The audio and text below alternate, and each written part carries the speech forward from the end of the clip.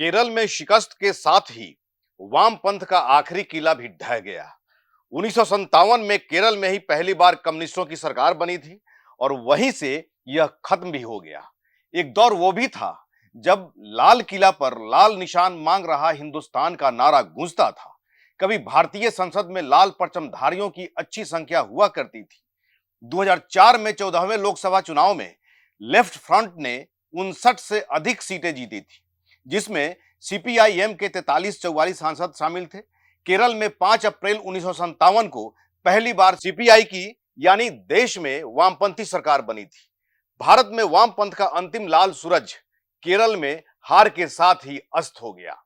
यहां जनता ने यूडीएफ को राज्य का नेतृत्व सौंपा है। इस हार के साथ ही कम्युनिस्ट अब देश में कहीं भी सत्ता में नहीं है। वामपंथ के पास भविष्य में अब अस्तित्व बचाने की लड़ाई शेष रह गई है। केरल में इस बार कांग्रेस ने लेफ्ट के गढ़ में सेंध लगाई है। इनमें मुख्य रूप से कन्नूर और पलक्कड़ जिले हैं। आजाद भारत में यह पहली बार होगा जब भारत के किसी भी राज्य में वामपंथ की सरकार नहीं होगी। वामपंथ के हाथ से पहले त्रिपुरा और पश्चिम बंगाल निकल चुके हैं। नमस्कार, आदाब, सत श्री अकाल। मैं हूं मनोज नारायण सिंह और आप देख रहे हैं मंथन टुडे।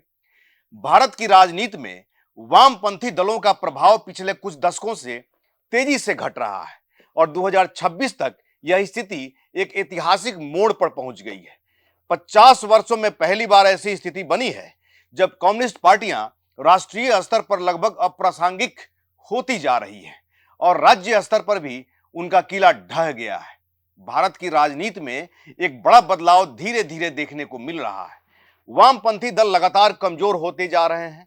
एक समय था जब कम्युनिस्ट पार्टियां राष्ट्रीय राजनीति में निर्णायक भूमिका निभाती थी, लेकिन आज स्थिति ऐसी बन गई है कि उनका प्रभाव सीमित होकर कुछ राज्यों तक सिमट गया है। यह बदलाव केवल चुनावी नतीजों तक सीमित नहीं है, बल्कि व्यापक राजनीतिक परिदृश्य में भी दिखाई दे रहा है। पिछले 25 सालों में पहली बार ऐसा दौर आया है जब वामपंथी दल राष्ट्रीय स्तर पर लगभग हाशिए पर नजर आ रहे हैं। संसद में उनकी उपस्थिति बेहद कम हो चुकी है और कई राज्यों में इनका जनाधार तेजी से घटा है। कभी जो पार्टियां केंद्र की सरकारों को समर्थन देकर नीति निर्धारण की भूमिका निभाती थीं, आज वे खुद अपने अस्तित्व को बनाए रखने की चुनौती से जूझ रही है।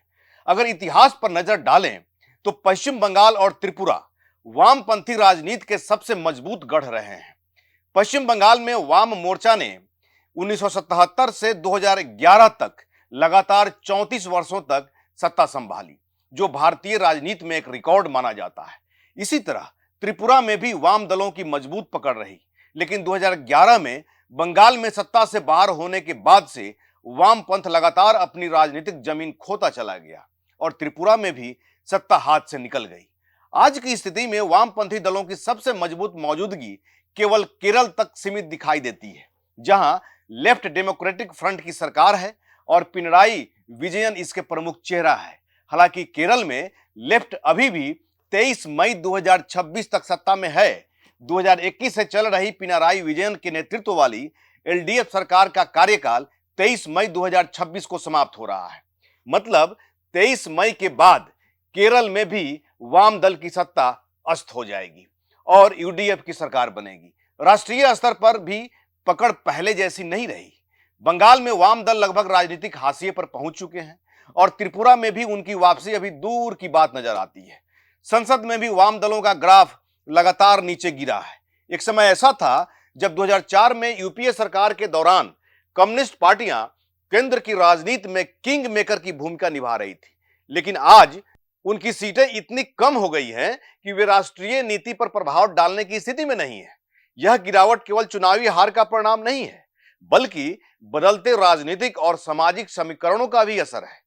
जानकारों का कहना है कि वामपंथी दलों के कमजोर होने के पीछे कई कारण हैं। देश में नई राजनीतिक ताकतों के उभार ने उनके पारंपरिक वोट बैंक को प्रभावित किया है। इसके साथ ही कई राज्यों में मजबूत स्थानीय नेतृत्व की कमी भी देखने को मिली है। इससे संगठन कमजोर हुआ है। युवा मतदाताओं का रुझान भी अब वैचारिक राजनीति से हटकर विकास, रोजगार और स्थिर शासन की ओर अधिक झुका है, जिसका असर वाम दलों पर पड़ा है। आगे के समय में वामपंथी दलों के सामने सबसे बड़ी चुनौती खुद को बदलते राजनीतिक माहौल के अनुरूप ढालने की होगी।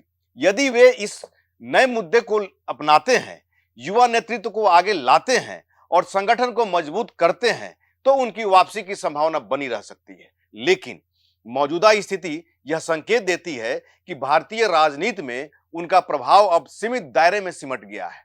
पश्चिम बंगाल, त्रिपुरा में सत्ता में वापसी नहीं कर पाने और अब मौजूदा केरल विधानसभा चुनाव परिणाम पर सीपीआई महासचिव डी राजा लेफ्ट के प्रदर्शन पर निराशा जाहिर की और उन्होंने कहा कि पश्चिम बंगाल में पहली बार बीजेपी सरकार बनाने जा रही है। यह न केवल एक चेतावनी है, बल्कि सभी धर्मनिरपेक्ष और लोकतांत्रिक संगठनों के लिए एक वास्तविक सबक है। वामपंथ का प्रदर्शन चिंताजनक है। जब तक हम बंगाल में वामपंथ को पुनर्जीवित नहीं करते, यह पूरे देश में वामपंथ के लिए एक चुनौती होगी। हम केरल हार गए हैं, तो वामपंथ का भविष्य क्या है?